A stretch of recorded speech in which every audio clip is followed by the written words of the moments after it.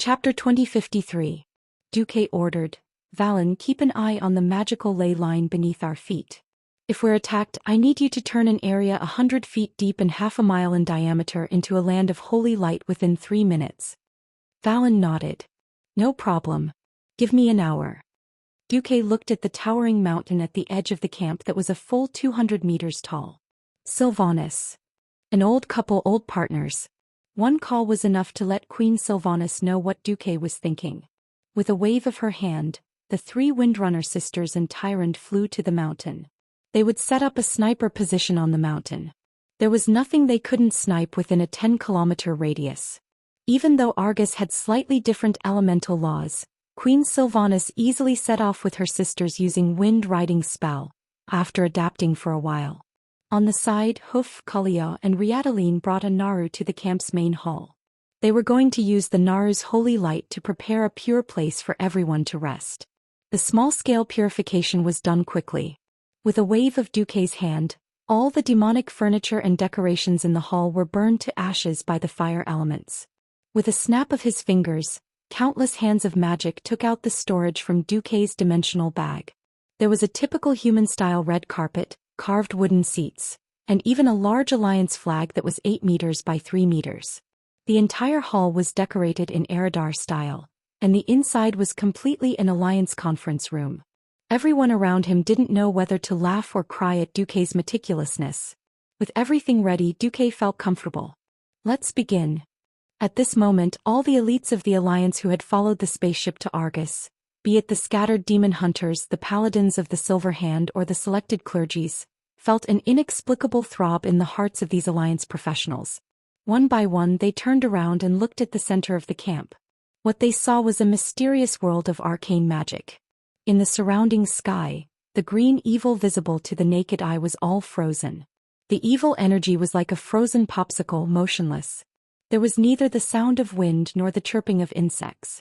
Countless blue and white Titan runes poured out from the huge magic circle in the hall, and the camp was covered in dazzling blue. Mysterious and quiet. The Titan runic magic circle seemed to expand endlessly, and soon the entire campsite was within the range of the magic circle. The dazzling Titan runes dancing in the air caused more and more places to fall into silence. The wind no longer carried the manic roars of evil energy. This small world that was separated from the surrounding green world seemed to have calmed down. Once all the elements entered this area, they immediately and silently prostrated themselves. Duque stood in the center of the magic circle. Diagonally across from him, Jaina and Lucia stood in a triangular formation, chanting a spell along with Duque. Duque didn't need their help, but there was another special reason. But placing them at the eye of the magic circle was also a good training and improvement for them. The power of the Titan magic circle was further injected into the planet, and all the elements that were not directly controlled by the astral soul began to stir. They all gathered around Duque's campsite, tumbling and surging in the air, gathering more and more. At first, the elemental energy was like a small lake, but soon it became boundless, beyond the horizon. After the incantation lasted for half an hour, this place had already turned into a sea of mana.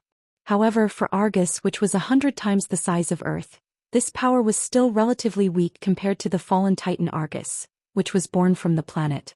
It was not worth mentioning. Phew. Duque exhaled, and his breath was filled with the 4 major elements. We can start the next stage. According to the plan, we won't participate, we're just sensing from the side. Jaina and Lucia nodded at the same time.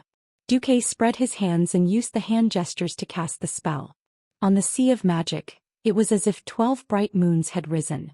Upon closer inspection, one would find that the so-called bright moons were just dim Titan magic circles.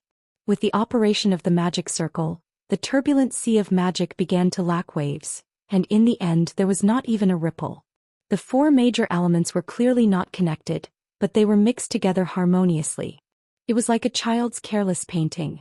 Looking down from the sky, as long as one's vision was not blocked by the green clouds that acted as a cover, one would find that this place was completely different from the other areas of Argus. Duque's eyes widened. Jaina and Lucia were surprised to see that Duque's previously clear pupils had changed. The 4 colors turned into 4 petals like a windmill, and slowly rotated clockwise in his pupils. The four colors, of course, represented the four major elements of earth, water, fire, and wind. At this moment, anyone with the slightest bit of elemental perception could feel that the laws of this land were deviating. The foul and destructive evil energy seemed to be frightened, and was quickly distancing itself from the area in fear. A new power, a new law was descending, and its irresistible power was dominating all elements, taking over everything on this land. Duque's voice sounded. It was not the kind of earth-shattering sound, but in the entire elemental domain, there was not a single elemental creature that could not hear Duque's announcement. It was a majestic, solemn, and irresistible voice. Fill it, earth element. Fill it, water element. Fill it, fire element. Fill it, wind element. The cycle repeats, followed by the four major elements. In the face of the four major elements that form the foundation of the world, I, the god of elements, Duke Marcus, hereby declare, thou art at my command. My life is with thy sword. With the laws set by the titans of the pantheon as the blueprint. Command the Lord of elements of the four realms. If you are willing to follow this will and this principle, then respond. I hereby vow, I am willing to do all the good in the world. I am willing to destroy all the evil in the world. Thou art the vanguard of conquering the elements of this world. Answer my call. Duque gently lifted his left foot and stomped hard on the ground. A smaller portal suddenly appeared on the Titan matrix beneath his feet. The earthy yellow light occupied a quarter of the giant matrix. In that submatrix, there was a loud rumble of the earth, and a slightly fat 100-meter-tall stone phantom slowly materialized within 10 seconds. The figure of Therazane, the mother of stone, suddenly appeared. As soon as she appeared, she knelt on one knee and sang loudly, Therazane, respond to the call of my lord. I am willing to serve my lord and conquer this distant planet. Chapter 2054. Unlike how it had been in history, the Holy Light Army had openly charged up to Fang Xinjian. Although they appeared heroic, they had also suffered great losses. None of the four elemental lords were fools. Especially after experiencing the war with the Titans during the Dark Empire of Azeroth, Neptulin and Therazane were even more aware of the Titans' strength. You've tasted too much of the Azeroth element and are probably numb to it. How does it feel to come to a new planet? Duque asked with a smile. The rest of Azeroth inevitably entered the bitter age of doom. Whether it was the depletion of elements, the lack of talent, or even the retrogression of technology, it had nothing to do with the Pantheon. Neptulin, respond to the call of the Lord. I will drown this planet full of evil flames with seawater in the name of the Master. Duque, the elemental god. Then there were the other two elemental lords, the flame demon Smoldron and the former wind prince Thundron. Duque flipped his wrists and raised his palms to the sky. Argus was too huge. Compared to the entire planet, 10,000 square kilometers of land might not even be considered as a hair follicle when compared to the human body. Unless there were too many bugs causing the skin to rot and stimulating the nerves. Then, are you excited? Happy? Fire could be a means, but it would not be the master. More than 9 million Russian soldiers and 17 million civilians died in World War II. Most of them were adult men. This directly led to the imbalance between men and women 70 years after the end of World War II. Only then did the four elemental lords stand up. Thundron greets the Lord. May the cool breeze sweep away all filth for the Lord. The 400-meter-tall elemental lords knelt in 4 different directions toward the tiny Duque, who was less than 2 meters tall. Anyone who saw this scene would be shocked. The beautiful eyes of the harem ladies sparkled. They were proud of their men. Flame demon Smoldron, not bad. Of course, what Duque did was more than just stimulating the Lord. He did not just dig out the flesh of the burning legion. He simply pulled out the little hook that President Saw had hidden with the vagina shrinking spell and cut it off. Smoldron greets the Lord. I'm willing to share the burden of my master. 10,000 years ago, Sargeras did his best to build this place into the safest rear. Of course, he had to get rid of all unstable factors. When he discovered the primitive and uncontrollable instincts of the elemental creatures, he hated the elemental creatures here. There were countless mites and microscopic parasites on the surface of the human body, but the human body itself did not feel anything. The 4 elemental lords spread their arms and countless elemental creatures were created on the spot. They were originally elements of Argus, and they were directly gathered by the lords and given the simplest sentience. In the next few days, Duque, Queen Sylvanas, and the other demigods felt that the pantheon was spying on them many times. It was as if he was in the overly majestic temple of the pantheon, with the virtual images of several titans standing on it, watching every move of Argus' advance army with a profound gaze. Therazane said happily, "Not bad." Duque pursed his lips and said nonchalantly, "High profile? I don't think so. This level of elemental invasion is not even an itch for Argus, the Nirvanic destroyer." In any case, Duque, the tall boss, was holding the fort. It was not their turn to show up. Duque raised his right hand. "Rise, my loyal servants." Next. Argus was larger than Azeroth, so the other three elements were more abundant than Azeroth. Neptulin was the only one who was left in a difficult situation. Most of the fire elemental creatures were transformed into hellfire, but the high-level elemental creatures were directly destroyed. This caused the whole of Argus to fall into a state of elemental vacuum without the rule of high-level elemental creatures. The 4 elemental lords of Azeroth all knelt outside, which was even more shocking. Although it was not the first time the people who followed them to the roof saw such a scene, they felt their hearts tremble every time they saw it. Regardless of whether they had fallen or not, the Titans were not existences that the elemental lords could challenge.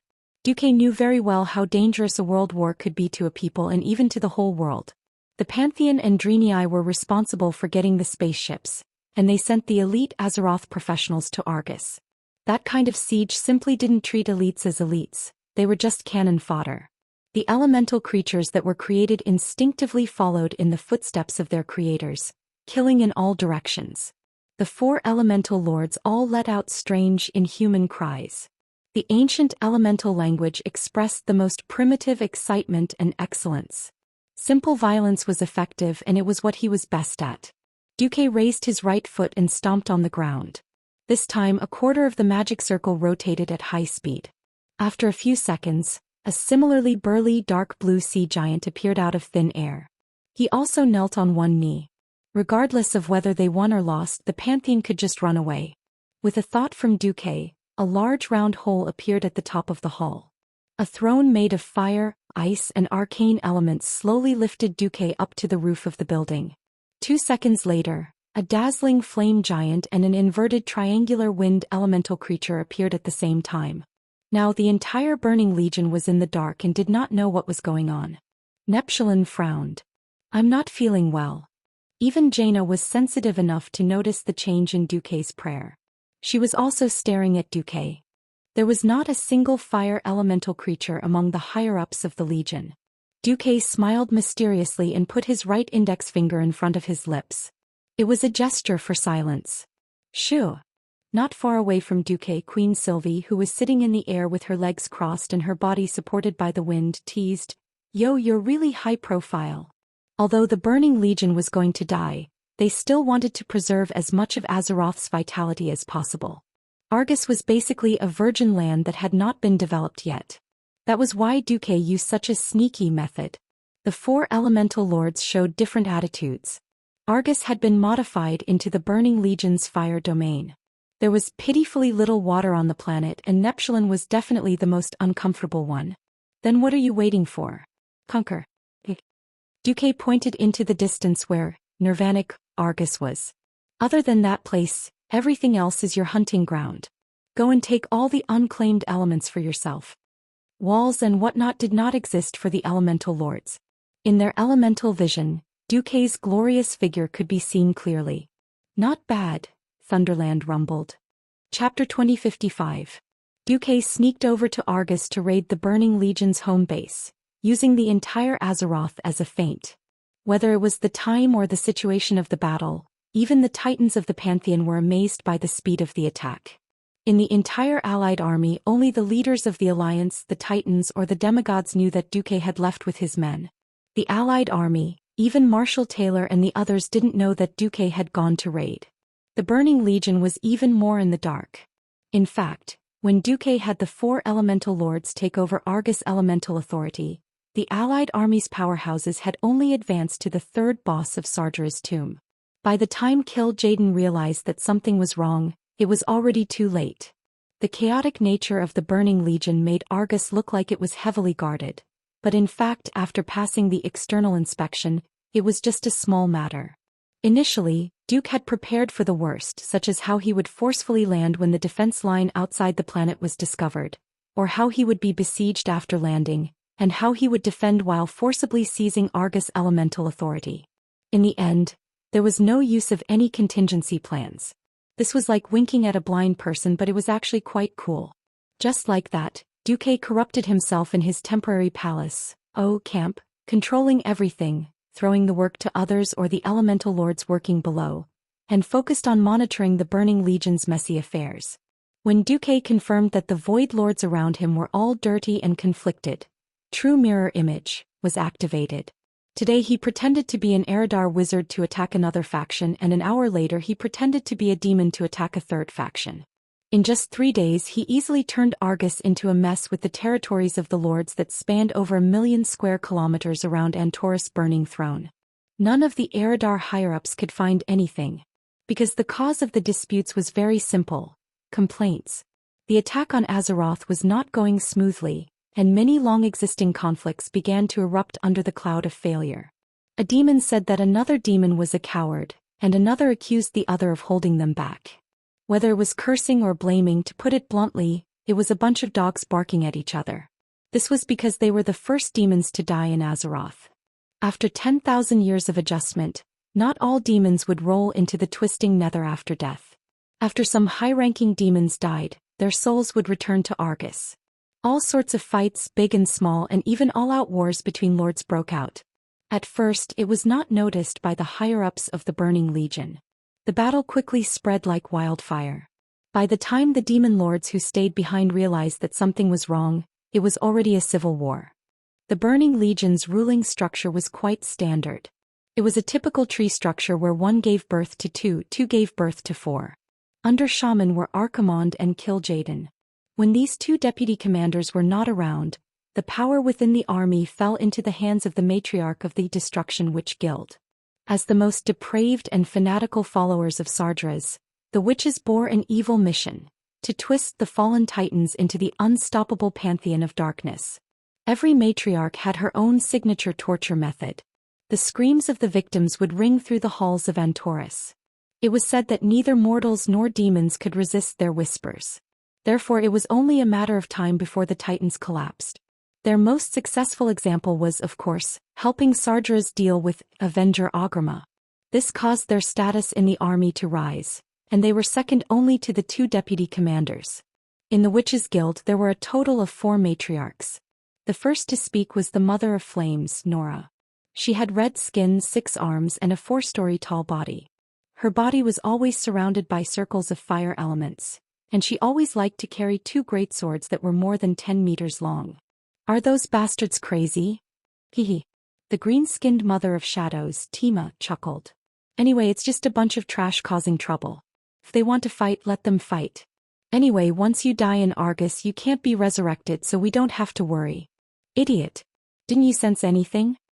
Her skin was dark purple, and she wore a half-veil to hide her beautiful face that could charm thousands of demons. She was the mother of the night, Osala. "I smell a rat." Finally, the bronze-skinned mother of the universe, Suraya, made the decision. "Let the Antoran Commander Council bring Sardras's evil dogs out to quell all the riots. Kill anyone who doesn't agree. At the same time, strengthen the defense of the Burning Throne." The Antoran Commander Council. Back in the golden age of the Eridar civilization, this council was responsible for managing the defense of Argus and maintaining peace. After making a dark deal with Sardras, these master tacticians used their military talents to organize the burning expedition and destroyed countless worlds. They controlled all the core power of the army.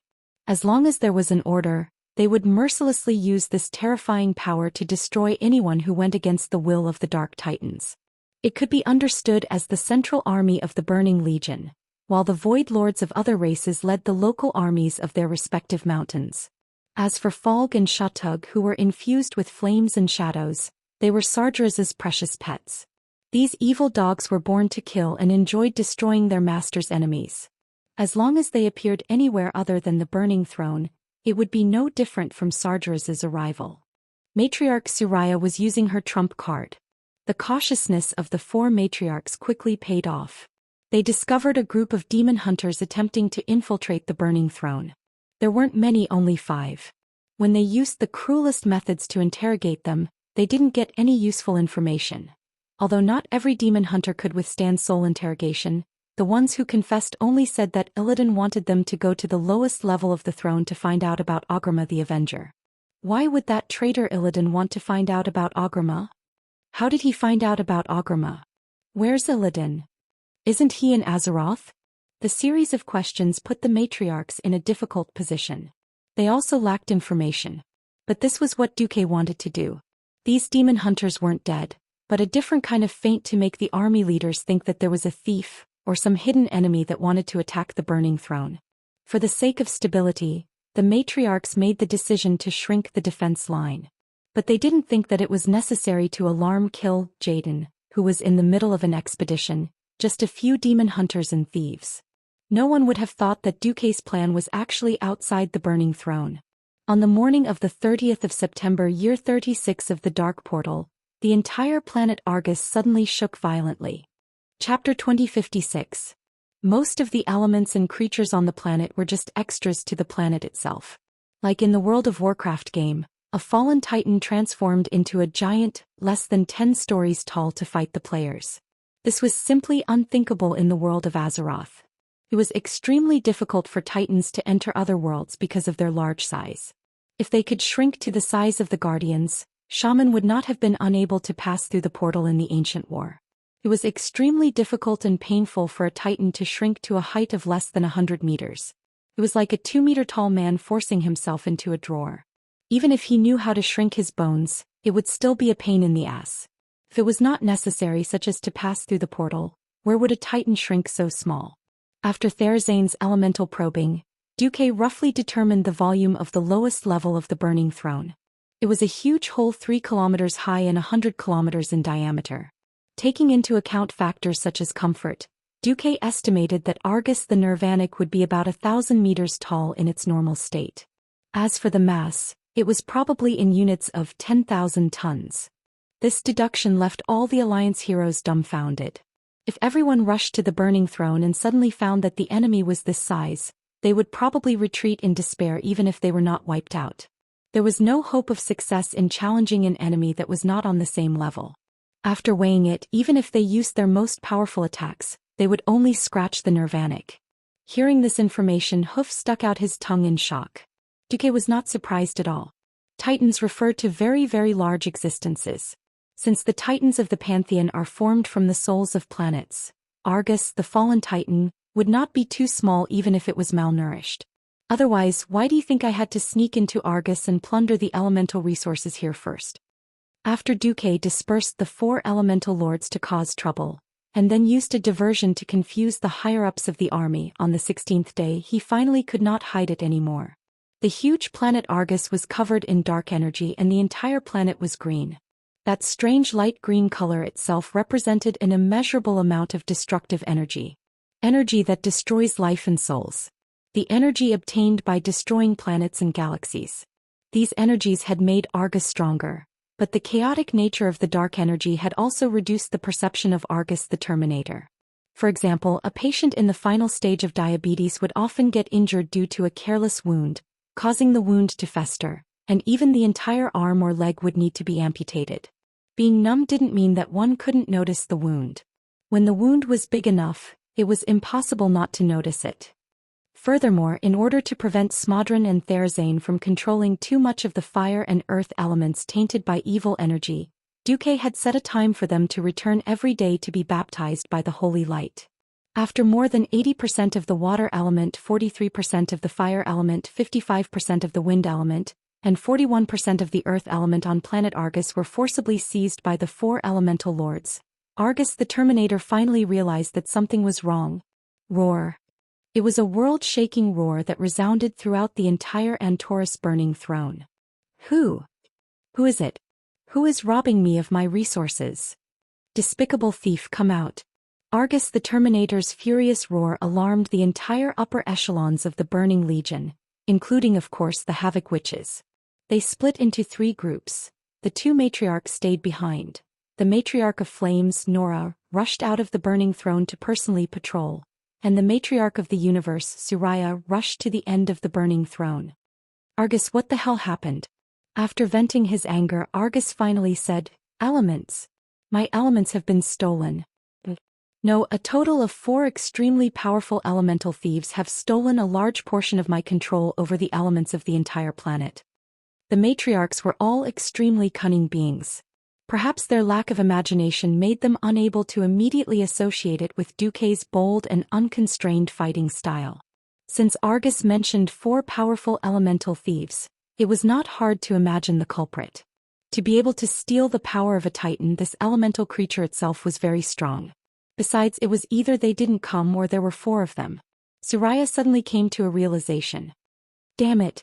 It's the 4 elemental lords of Azeroth. Of course, she knew who the 4 elemental lords of Azeroth listened to. The elemental demigod Duke Marcus on that damned planet had long been the army's #1 enemy. Sargeras and Kil'jaeden's fear of Duque was on par with the Pantheons. No matter how much Soraya didn't get along with the other lords, she didn't dare to hide or hesitate in such a big matter. Unfortunately, it was too late. As soon as the Terminator's rage was vented, Duque knew. Duque, who had secretly set up a magic net all over Argus a long time ago, informed all the experts of the allied army immediately. There were only 2 words in the order. Do it. On this day, the one in charge of representing the army's upper echelons was Admiral Aphrax of the Antoran Command Council. Of course, the noble admiral didn't need to patrol the area on foot. She piloted a fleet consisting of 1 space battleship, 3 cruisers and 8 frigates, and patrolled the area within a 1,000-mile radius of the burning throne. This female General Eridar had red skin similar to Kil'jaeden's, and always wore heavy armor. She was one of the rare experts who didn't sell her body, didn't rely on witchcraft, and only relied on her own strength to climb to a high position. But she didn't expect that there would be an enemy who dared to attack her flagship under Argus. Beep. Suddenly, an alarm sounded on the bridge. Alarm? Is it a false alarm? Eridar's crew was a little confused. Which blind damn lord is it? Aphrax frowned. In the next second she found out that she was wrong. His flagship let out a loud explosion and the entire bridge was filled with light and shadows. In the blink of an eye she saw the sky outside.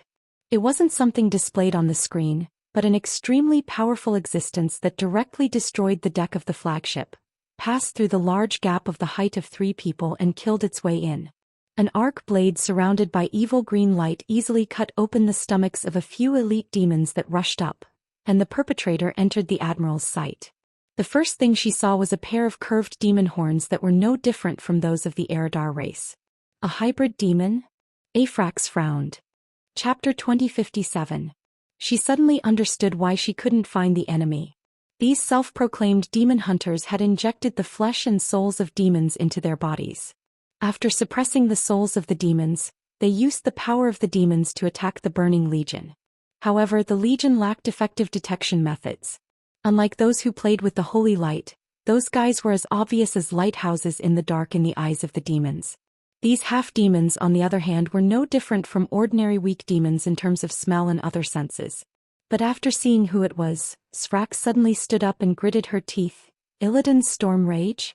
You traitor, how dare you? That's right, it was the great traitor Illidan who had betrayed her twice. Traitor. Under the blindfold, Illidan's big mouth grinned, and the sharp shark teeth in his mouth looked extremely ferocious. Sorry, from 10,000 years ago I pretended to join Sargeras in order to destroy the Burning Legion. I have never betrayed my people. At this time a pleasant female voice came from outside the broken hole. Got it. Got it. Hurry up and get to work. As Tyrant. Only Tyrant could order Illidan around. With Tyrant's order, Illidan suddenly pounced on her like a ferocious beast staring at its prey. Don't look down on me. Admiral Sfrax shouted angrily and went up to meet him without any fear. However, the thought was beautiful but the reality was harsh. The admiral, who could summon the wind and rain in Argus, immediately realized that there was a clear gap between her and her opponent. The most important thing was Illidan's mana burn. This move was simply shameless.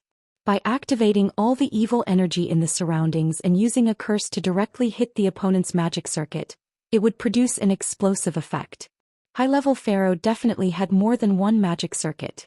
The specific amount of damage would depend on which part of the magic circuit was hit by the curse. It didn't matter if it caused the opponent's magic backlash. The key was that the entire magic circuit and even the other circuits that were connected to the circuit would lose all the magic inside. Without magic, this fierce female general of Eridar was just AF** King foot soldier. When it came to close combat, Illidan had extremely rich experience. Moreover, the attack speed bonus provided by Azanatha's dual blades was unparalleled in the world. A round of slashes from the blades would leave countless wounds on Sphrax's body. From the looks of it, she had actually turned into a terrifying bloody person in just a few moves. If she were still in the Antoran Command Council, her two partners would definitely save her. Unfortunately, both of them were not here. Ishka, the chief engineer, was in the Burning Throne. Meanwhile, General Elidis was on another warship, patrolling in another direction. He was at least 500 kilometers away from her. In fact, General Elidis did not have the spare time to save her because he had also encountered a rare and powerful enemy. Who are you? Do you know that you are provoking the mighty Burning Legion? Faced with the three female elves who had charged into his flagship and were approaching him aggressively from the bridge, General Elidis was on the verge of collapse. Where did these three ferocious girls come from? A moment ago he was still happily watching his Eridar dancers sing and dance in front of him. The next second, the entire bridge was swept away by the violent lightning and wind elemental power. Before he could even react, his chest had already been pierced by an arrow that contained extremely high lightning energy. Not dying on the spot was already due to his high constitution.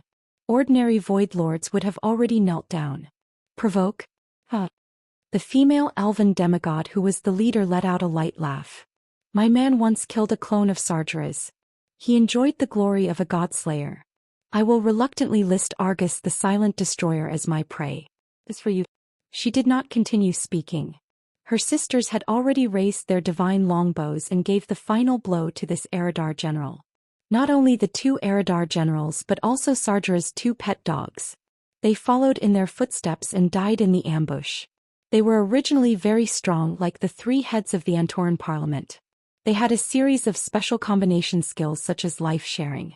Under normal circumstances, if they attacked the Burning Throne, they would be forced to fight them on their home ground. They would have to face the entropy mines all over the ground, which was extremely annoying. Duque had lured the enemy and feigned an attack, causing the army to foolishly let the three heads of the Antoran Parliament split up. Not only did they move alone, they even split up the two dogs. This gave the allied army a chance to defeat them one by one. Duque did not think about such a small matter as whether the heroes of the allied army could complete the mission. If they could not even deal with the enemies that they had split up, then they would not be heroes.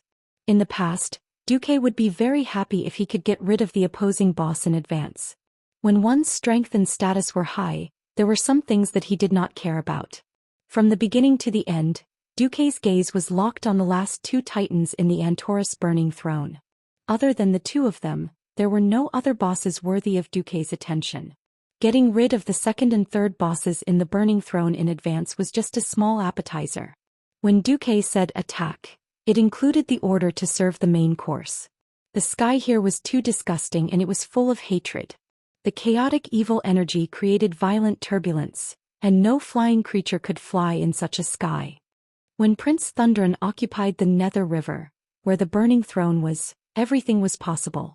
Originally, the entire area by the Nether River was filled with Burning Legion soldiers because of the martial law. It was not enough to describe the tight security. Whether it was sneaking in or attacking, it would be very difficult. Duque changed his train of thought. Woo, woo. Accompanied by a strange sound, all the demons by the Nether River saw a huge meteorite fall from the sky. At this time, no demon thought that it was a real meteorite. What the hell? Which idiot drove a spaceship here? Who cares, an idiot who doesn't know the rules. His soul will naturally fall into the hands of those goddamn matriarchs, and then there will be a good show to watch. The demons were still talking about it at first. Later, everyone realized that something was wrong. This was a real meteorite, not some descending spaceship. And this meteorite was too huge. What was even more unbelievable was that when the meteorite rushed into the atmosphere of Argus, it did not burn up due to the high-speed fall. It felt like it did not even take much effort to break through the atmosphere. Normally, this would be impossible. Chapter 2058. Of course, there were exceptions to everything. If a wind elemental lord happened to occupy that airspace, then when the meteorite fell under the planet's gravity, it would not touch the atmosphere at all. Instead, it would create a space tunnel that was close to a vacuum. Then the meteorite would accelerate at an even more exaggerated speed. Mass and speed. The perfect combination of the two would show a shocking destructive power. Boom. That was a huge impact that shook the entire burning throne. The dust it kicked up even reached the planet's troposphere. Less than 10 kilometers away from the burning throne, the place where a level 1 military camp was had now turned into a huge crater. Tens of thousands of elite demons in the military camp had already been turned into ashes by the terrifying impact and explosion. A ridiculously large meteorite lay quietly in the huge crater that was 1 kilometer deep. The meteorite was burning with flames. The more terrifying thing was yet to come. The blackened shell on the surface of the meteorite was peeling off, revealing a strange substance that emitted a bright light underneath. It was an elemental core. A special elemental core that had not been contaminated by evil energy and had even been treated by the holy light. Each elemental core could be reborn as an elemental creature as long as enough elemental energy was injected into it. These elemental creatures would inherit all the memories of the previous owners of these elemental cores. Almost at the same time this batch of elemental cores fell from the sky, an incomparably exaggerated wave of elements surged towards the landing point. Above the burning throne, the dark energy flame clouds that had been churning for the past 10,000 years were dissipating layer by layer. An unknown gust of wind blew them away, revealing the deep starry sky that the Eridar tribe and other demons had not seen for 25,000 years. In the huge hole, more meteorites were dragging long trails across the sky from north to south, blooming with dazzling light. Finally, they penetrated the atmosphere that had been temporarily modified and accurately fell to the area by the Nether River. These meteorites were the most terrifying space-based bombardment. With unparalleled precision, they completely destroyed the Burning Legion's military camps and the demons that were on standby inside. A series of explosions were reflected in the eyes of the 4 great matriarchs of the Witch Association through the magic mirror. Those sparkling lights were like fiery slaps on their faces. "What is that?" Matriarch Tima asked. "The enemy's attack." Matriarch Nora sneered. "B** starred, it's the elemental army. That should be right." Matriarch Osir's face was cold. In the end, Matriarch Suraya reluctantly spat out a name. Duke Marcus.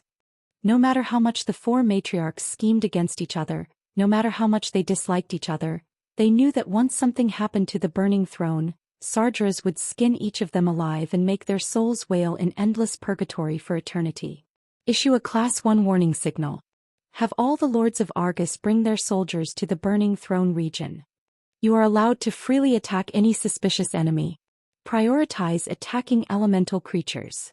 A series of orders were issued. Unfortunately, they were shocked to find that the orders could not be transmitted at all. There was nothing but static on the magic communication network. They attempted to use the most primitive method, using high-level demon elites to act as messengers. However, within a range of 100 miles from the burning throne, screams almost drowned out everything. This greatly delayed the transmission of the order. Not far from Antorus' burning throne, Duque and the others waited quietly. Duque chuckled. "The Burning Legion is really stupid. It's been 10,000 years and their communication methods haven't changed at all. They can't even learn how to encrypt communication. They deserve to be hacked by me." The core of magic communication was the transmission of arcane elemental changes and the long-distance reconstruction of the elements. If the arcane elemental received too much interference during the transmission process and affected the arrangement of the arcane elemental elements, the transmission would naturally fail.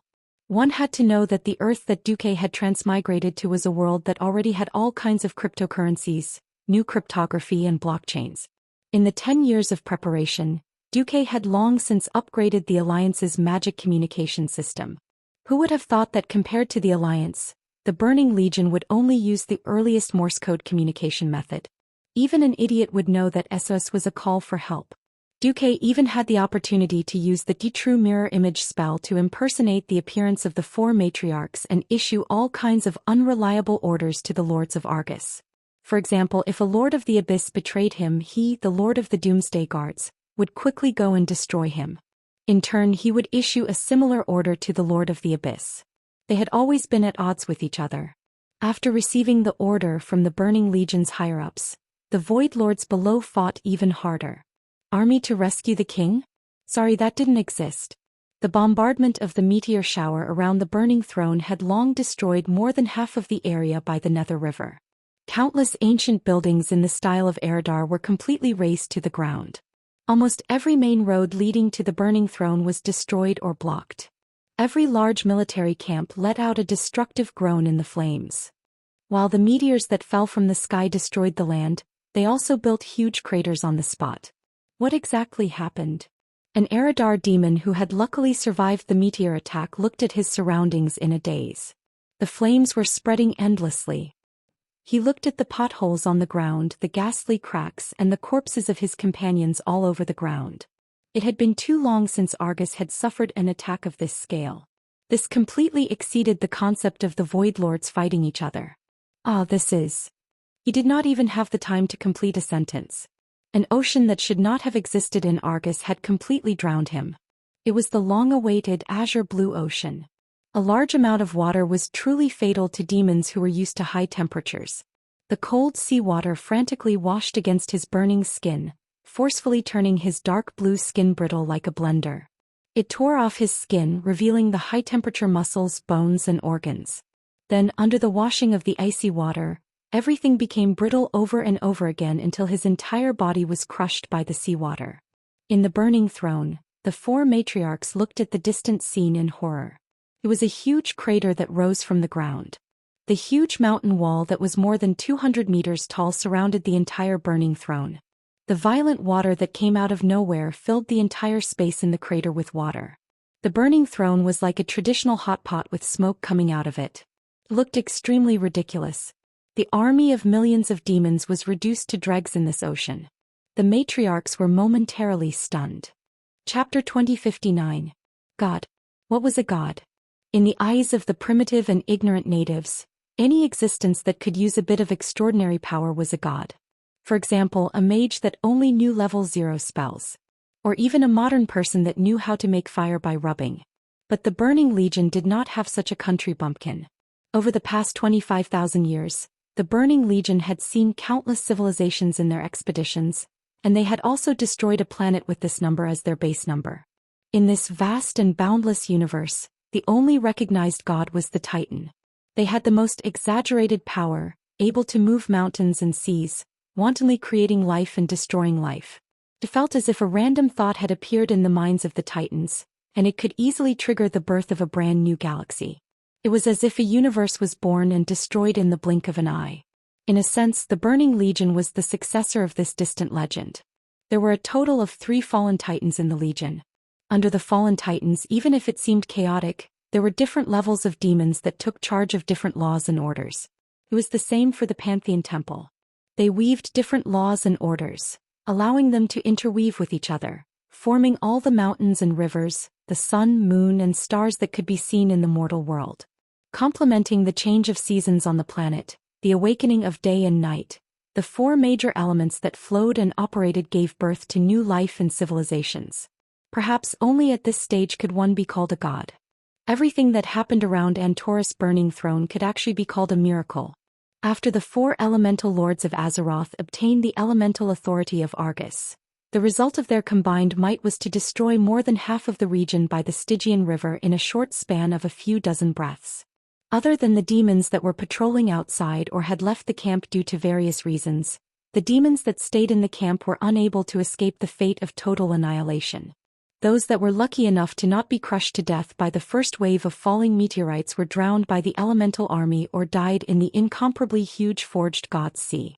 Duke Hydraxis led the Hydraxian water elementals and hunted the demons in this shallow sea. Only the 1 in 10,000 lucky ones were able to rush into the sky before the waves covered the Stygian River. Even so, they were unable to avoid becoming bait for the wind elemental army. They were killed by the Wind Elemental Army under Thunderan's command. Duque sensed everything within 1,000 miles and heard Neptulin's apology. "Apologies, my lord. I have too little water elemental energy at my disposal. We can't break into the burning throne." Duque then cast his divine will towards the entrance of the burning throne. That incomparably majestic supergate, which was at least 50 stories tall, looked like it could not be submerged by the tide at all.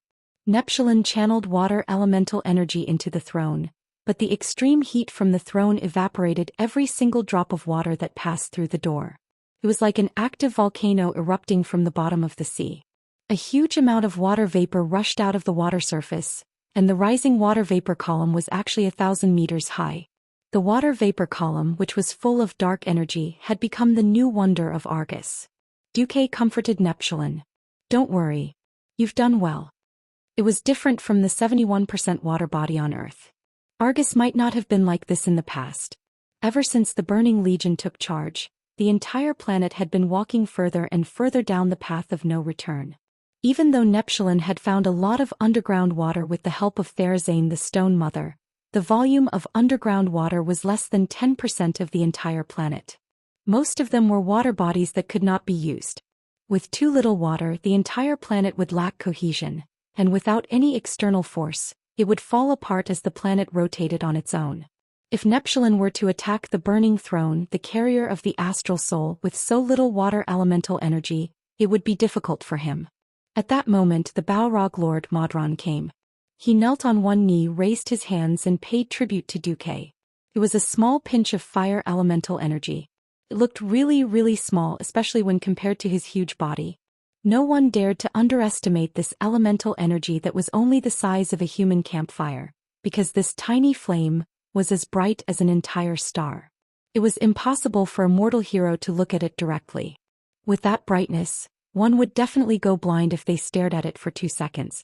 Even though Modron had tried his best to reduce the destructive power of this fire elemental energy, it was still shocking.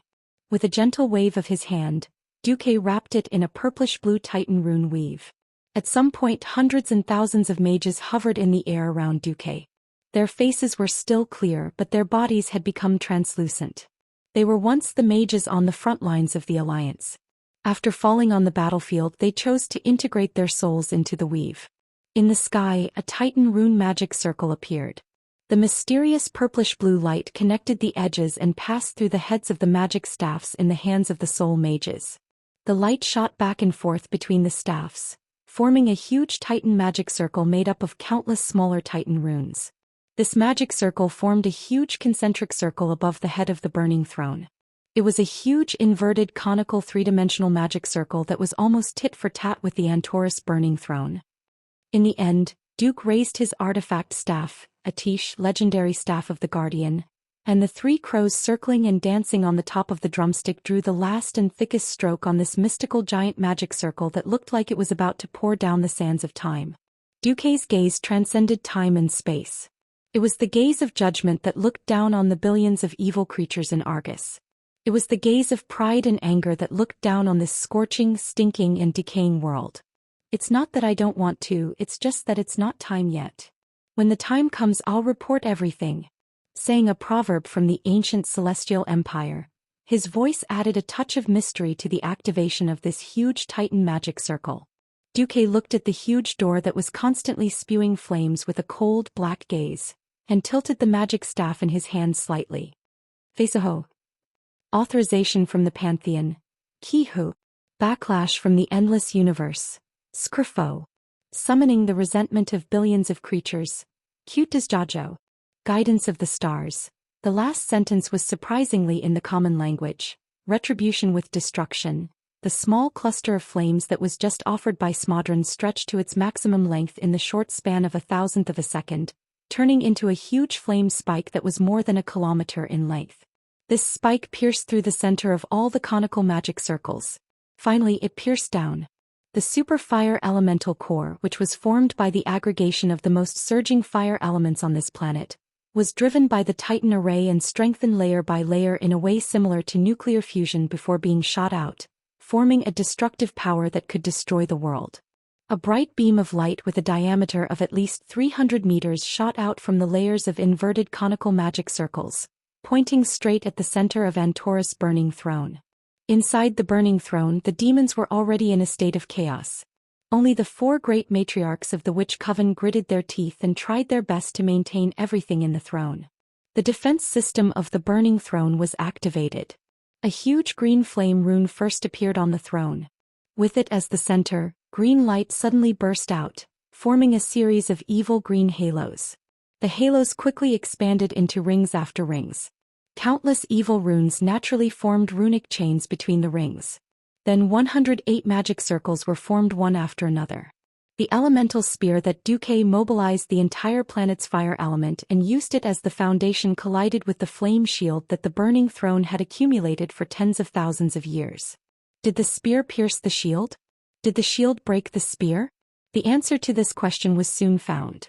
Heaven and earth lost all other colors and all that was left was flames. The pure crimson flames and the evil green flames mixed together in the void, almost indistinguishable. In the deepest part of the burning throne, Argus the Silencer's voice rumbled like thunder. Duke Marcus, do you think you can easily defeat me by stealing my fire element? You underestimate the power of a titan. In the air, Duque smiled. No, I know very well what a titan can do. If you were a real titan, maybe I really wouldn't dare to come. Unfortunately, you're not. You're just a slightly larger watchdog of Sargeras. Do you think Sargeras will allow you to have the full power of a titan? Argus was suddenly speechless. The truth was always cruel. Argus the Silencer had fallen, but it did not mean that he was really stupid. He knew very well that he was far from reaching his peak and limit, and he would never reach it in this lifetime. Sargeras was so scheming, so how could he nurture a subordinate who had the strength to rebel against him in the Burning Legion, and who could very well be a potential traitor? Countless history had proven that rebels did not necessarily want to rebel, but because they had the strength to rebel. This was a kind of tragedy. As long as one of the king's subordinates had the strength to overthrow the king, even if he did not want to, there might be people with ulterior motives who vented their dissatisfaction with the king by nurturing rebels. Therefore, from the moment Argus' astral soul was born, half of his astral soul was devoured by Sargeras. This meant that unless Argus could get back the original part of his astral soul, he would always be incomplete and would never be able to reach the height of a true titan. He, the fallen titan, would always be in shape. He could not even control a complete planet of Argus. All elemental control was suppressed to less than 30%. For ordinary enemies, this ratio was definitely enough. Duque was not in this category. A god who could control the 4 elements was the only nemesis of Argus. Chapter 2060. No. I'm the great titan. You false god, do you really think you're qualified to challenge me? Argus' voice came from the deepest part of the burning throne again. At the same time, the first clash between spear and shield ended in a tie. The spear could not pierce the shield. When the shield broke the spear, it also exploded. This was more like a simple battle of energy. But Argus the Silent Destroyer immediately realized that Duque was being a rascal. Argus quickly gathered another force, and so did Duque. But what Duque gathered was also the fire element extracted from Argus' planet. Sargeras castrated your ability category and limited the upper limit of your ability. Are you blaming me? Duque's loud laughter traveled thousands of miles through the vibration of the elements. No. This is not the end. The burning throne trembled again and more dark energy began to flow out. It looked like the entire throne had not only evaporated the seawater around it, but the rising water column looked even greener. If you want to become stronger, you must first have a little green on your head? Argus, you're thinking too much. A tish in Duque's hand finally unleashed its heaven-defying spatial magic power. 1, 2, a total of 12 teleportation portals the size of Dalajan cities opened in the air, connecting to the void in outer space. The natural suction of the vacuum world turned the 12 teleportation portals into the most terrifying vortex, and everything around them was sucked in. Whether it was seawater, corpses, junk, or the air polluted by dark energy. The burning throne was no different from the world's most terrifying poison gas tank. The dark energy inside could easily bend any existence without the protection of a powerful holy light, turning them into a fallen one in an instant. In such a high concentration of dark energy, Even a pure holy light creature like the Nar might not be able to withstand it. Dooku wouldn't foolishly bring his men in if he had nothing to do. In fact, if Dooku did not do anything and gave Argus enough time, even the elemental creatures he used to besiege the burning throne would become corrupted elemental creatures under the dark energy pollution. For example, the fire elemental would become the hellfire that the people of Azeroth were familiar with. Under Prince Thunderan's control, 12 exaggerated tornadoes surrounded the entire burning throne, sending all the evil energy leaking out of the throne into the void through the portal. No. It shouldn't be like this. Argus roared almost crazily. This time he sought to take the initiative to attack. In the sky above the burning throne, he gathered a huge ball of demonic flames in an attempt to blast Dooku. Dooku didn't back down. He also used his purified fire element to fight back. Boom. Boom. Boom. Again and again the seemingly meaningless and technical clashes triggered earth-shattering explosions. At the same time, the Void Dukes all over Argus knew that their lairs had been raided no matter how stupid they were. Most Void Dukes claimed that their soul cores were in the distorted void, but in reality they were stored in the burning throne. No one wanted their soul core to be destroyed. Whether it was voluntary or not, the army of billions of demons began to gather at the Yen River and joined the siege without thinking. When they arrived, they were stunned on the spot. The burning throne, once the core of Argus, was long gone. The entire area by the Pyrolite River had changed beyond recognition. What barracks? What buildings? Everything was gone. In their place was a huge crater that reached into the clouds. Kaboom! The earth rumbled like waves as it surged towards the crater, piling up this brand new mountain range. Every moment, the height of the crater was rising towards the sky. Countless demons who could only walk had two choices if they wanted to rush over to the burning throne. They could either stop and become spectators, or struggle in pain in the waves of rocks like their predecessors. The demons who could fly rushed towards the sky, but the height of the crater soon exceeded 1,000 meters. As they climbed, they were attacked by countless wind elemental creatures. The demons who charged against the mudslide were blocked by swarms of earth elemental creatures, and bombarded by fire elemental creatures. Even if they were lucky enough to pass through this terrifying compound defense line, and could cross the peak of the crater, they would still have to face the combined attacks of the guards of the 4 elemental lords. They also had to pass through the deep sea, the inner water elemental sea that Neptulin had created by gathering all the water bodies on the planet. On the other side, the battle between Argus the Silent Destroyer and Dooku was still going on. After 7 consecutive attacks, the entire sky above the burning throne was filled with chaotic elemental turbulence. But the fallen titan did not choose to come for the 8th time. Of course he could continue fighting, but it was not worth it. Sargeraz's restrictions on Argus had caused him to suffer greatly. If Argus could perfectly mobilize the power of the entire planet, then Dooku would not be able to do anything. Just like how planet Azeroth did not open up a promotion port for Dooku, Dooku would be stuck at the peak of demigod. Authority was the cruelest shackle.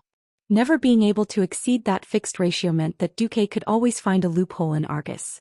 Now it was Dooku who was digging out Argus' own flesh and blood to use as a weapon to attack Argus. This kind of F***-up fighting method was almost enough to drive Argus crazy. But at this moment, Argus could not even contact Shaman, because Shaman was in Azeroth's resurrection mode. Dooku's method of picking this time to cause trouble was a classic example of blocking a river with an iron lock, making it extremely uncomfortable for the opponent to be stuck in a difficult position. Villains who are eyeing the Burning Legion's treasures, listen up.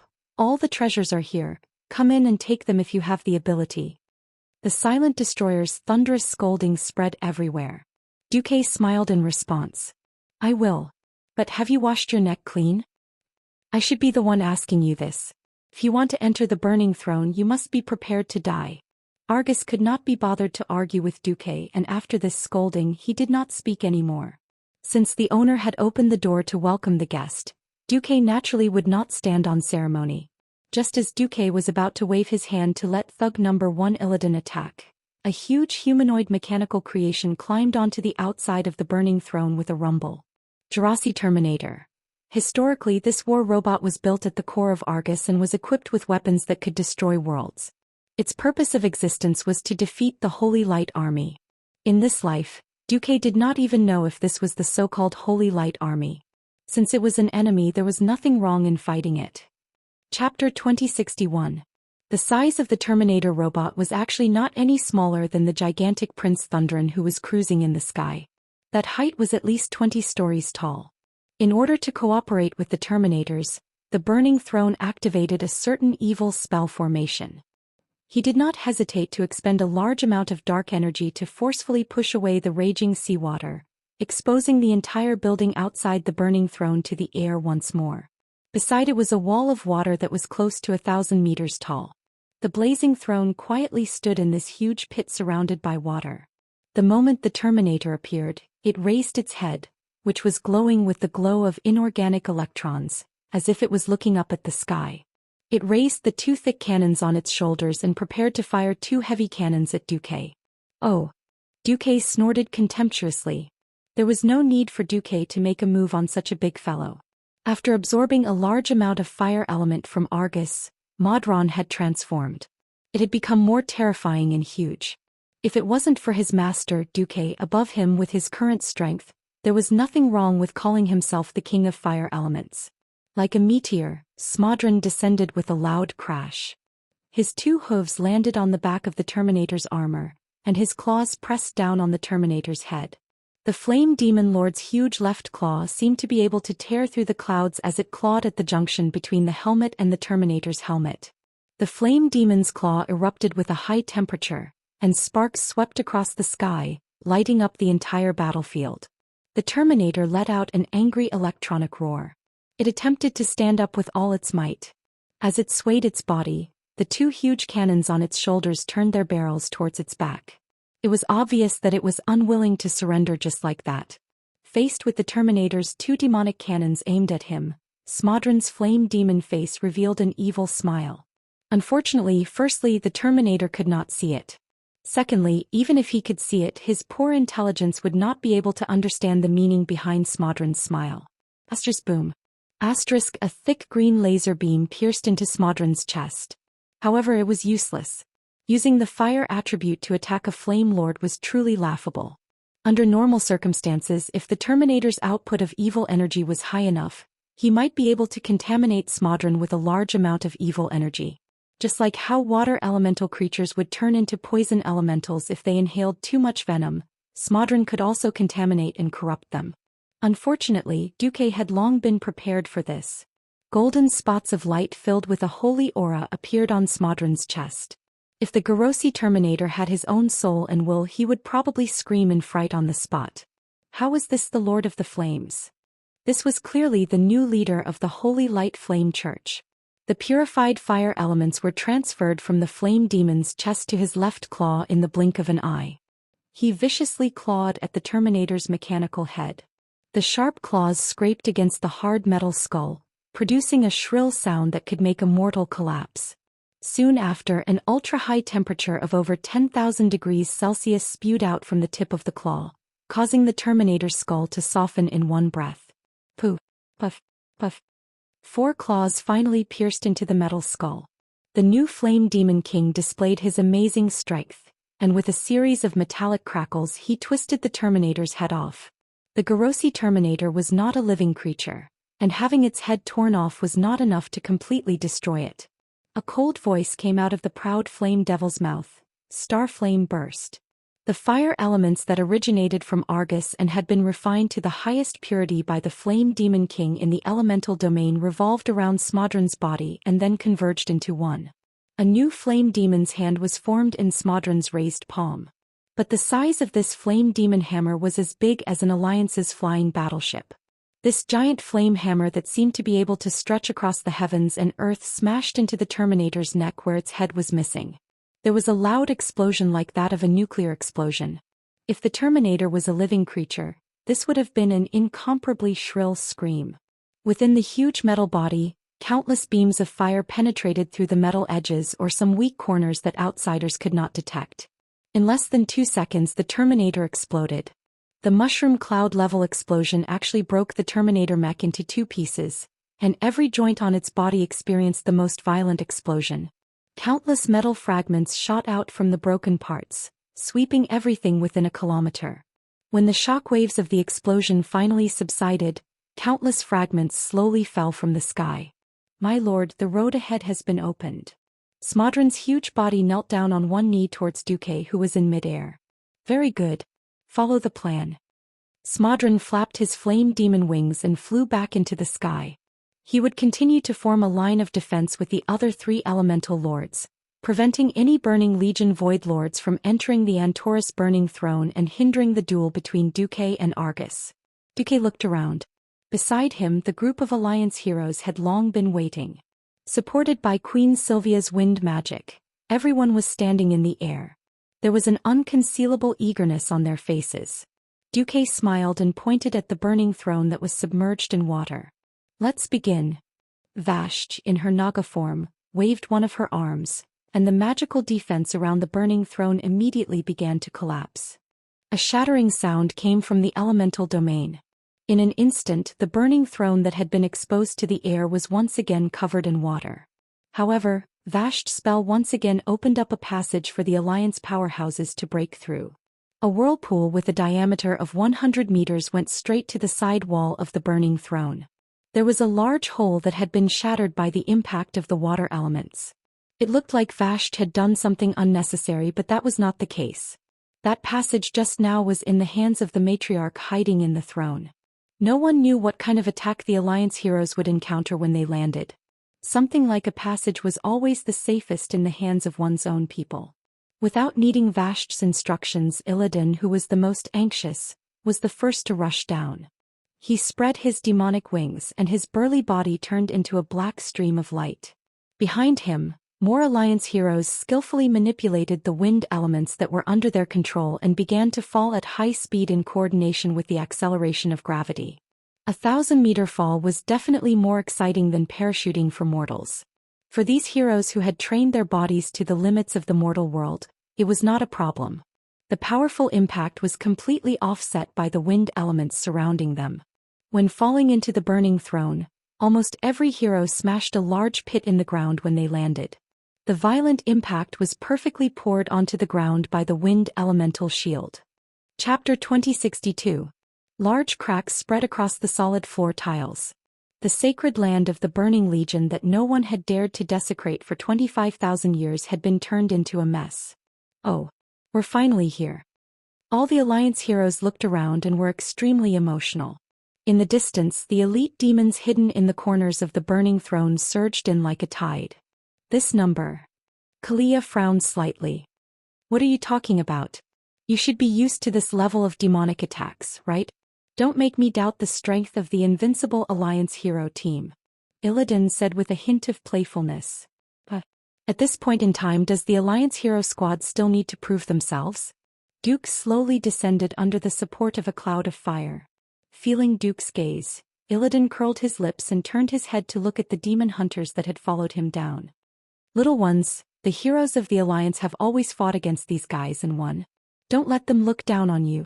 At his command, hundreds of elite demon hunters flapped their wings and descended at high speed. They quickly charged into the demon formation and waved their unique curved blades, ferociously reaping the lives of the demons. Just then, more members of the allied army gathered. Duque said softly, and the hero team immediately charged deeper. The first Terminator of the first 3 bosses of the Burning Throne had been destroyed by Modron. The second boss was one of the 2 evil dogs of President Sa, and had died in an ambush along with the third boss. In reality, the third boss, Antaram, was the only boss left in the Great Engineer Alliance. I'll be right back, Queen Sylvia said casually. The women of the Windrunner family were just that tough. Especially after giving birth to a daughter, Duque felt that the 3 Windrunner sisters were unbelievably reckless on the battlefield. Was it because they had children that they were fearless? However, it would be best if Duque personally dealt with the 4th boss. The teleportation hub maintained by the guardian of the teleportation portal, Hasabel, was the key for the Burning Legion to send its evil army to countless worlds. Using the teleportation portals that led to various strategic locations in the Dark Void, Hasabel could unleash the army's firepower on anyone who dared to oppose her. Of course, this was also the only way for the Burning Throne to replenish its forces. Duque had placed the 4 elemental lords outside of the Burning Throne. It was true that he was also skilled in spatial magic. However, the Burning Throne used a modified teleportation gate produced by the Pantheon Temple. Its stability and output power were among the best in the entire universe. Even though Duque was constantly interfering, he could not completely stop the army from continuously sending Void Dukes through the most powerful ancient teleportation gate.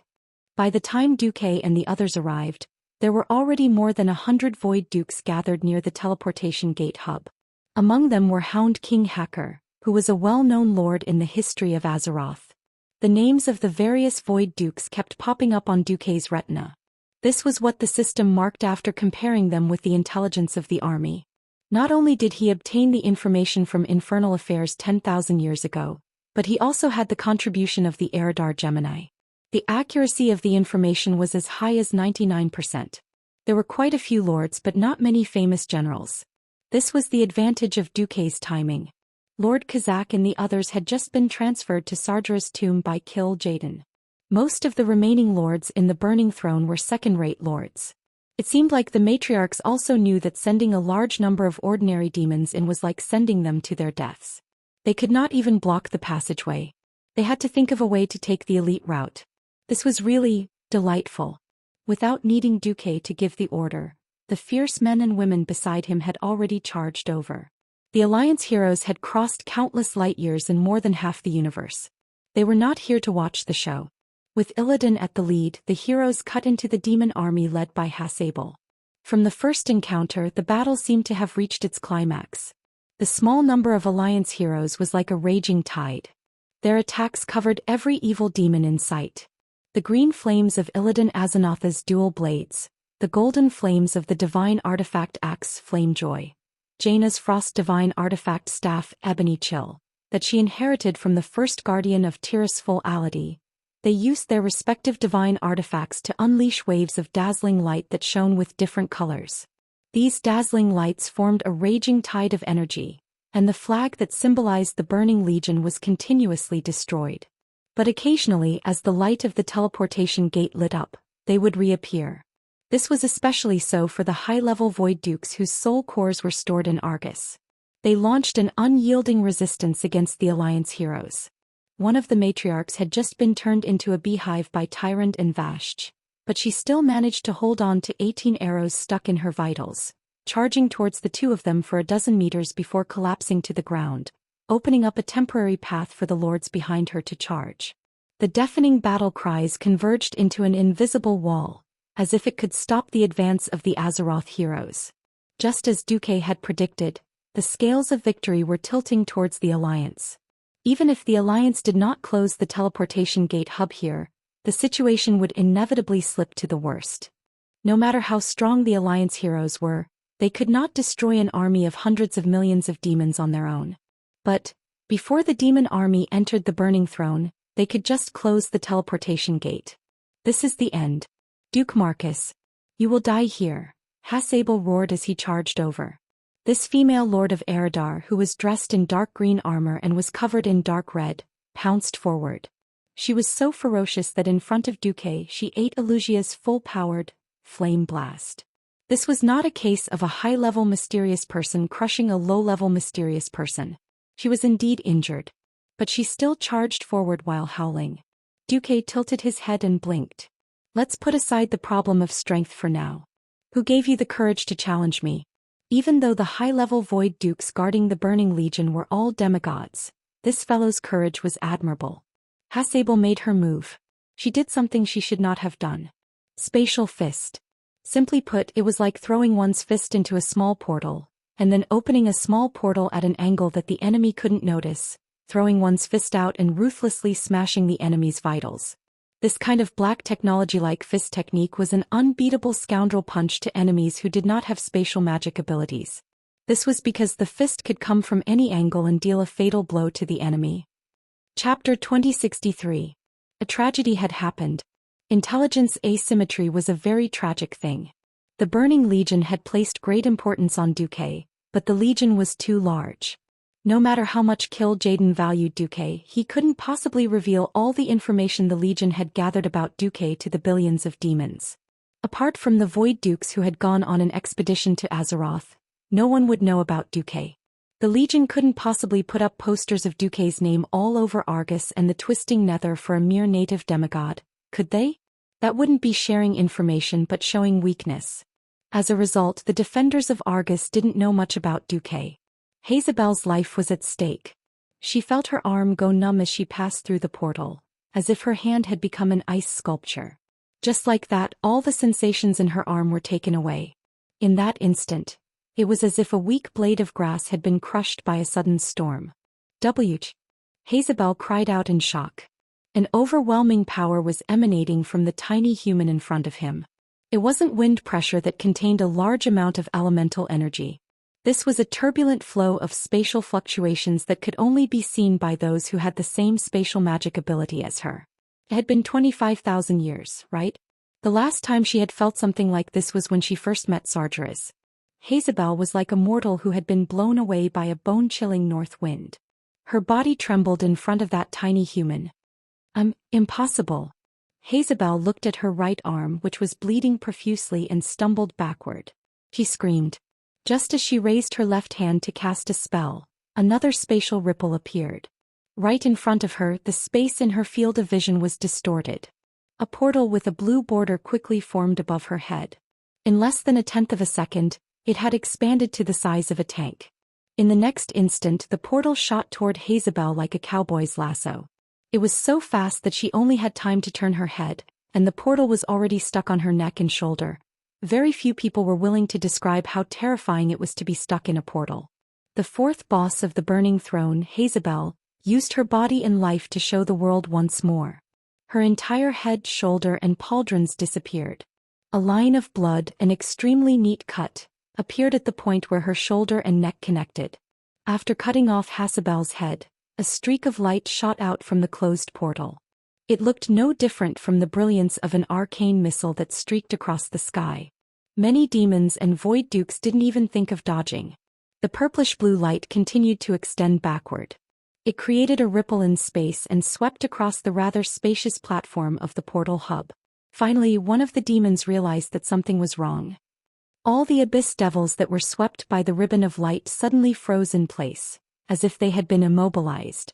When the elite demons and high-level void dukes at the back hurriedly threw themselves to the ground, they heard the sound of Pucci. A series of soft sounds could be heard. A straight, slanted line of blood immediately appeared on the evil demon's chest and abdomen. The next moment, their bodies were severed in the middle, row by row. Time seemed to have stopped at that moment. The remaining evil demons all had shocked expressions on their faces. They all screamed in unison, "Impossible!" In the sky full of blue-black blood mist.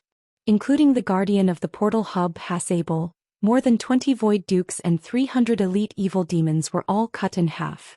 Their upper bodies, which had lost control of their nerves, twisted in all sorts of unnatural positions before collapsing to the ground.